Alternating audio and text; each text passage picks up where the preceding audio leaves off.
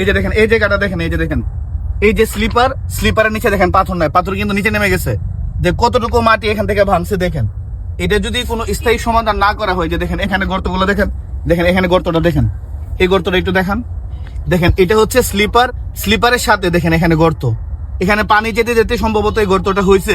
তো এটাকে যদি স্থায়ীভাবে বাদ দিয়ে মানে ভালো করে নির্মাণ না করা হয়, যে কোনো সময় বড় কোনো ধরনের দুর্ঘটনা আশুগঞ্জ রেল স্টেশনে হবে। টোটালি এখানে আইসা দেখতে পারলাম কি, টোটালি আপনার এখানে 4টা থেকে 5টা জায়গার মধ্যে এরকম বড় বড় গর্ত, বৃষ্টির পানিতে এসে আপনার সবকিছু ধোয়া নিয়ে গেছে। এখন শুধু এটাতে সাপোর্ট দেওয়ার জন্য লম্বা করে এখানে কি বলে এটাকে, এটা কি, এটার নাম কি, এইগুলো কি আর বৃষ্টির পানি ধরে রাখতে পারবে? তো ধরে রাখতে পারবে না, এগুলা ধোয়া নিয়ে গেছে। এই দিকটা বড় একটা গর্ত হয়ে গেছে, দেখেন কত বড় গর্ত হয়েছে, বিশাল বড় গর্ত।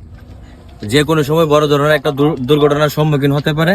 আপনারা আপনাদের সংশ্লিষ্ট কর্তৃপক্ষের দৃষ্টি আকর্ষণ করছি, এটা যথাযথ সময়ের ভিতরে এটা আপনারা এটা ঠিক করেন, ব্যবস্থা করেন।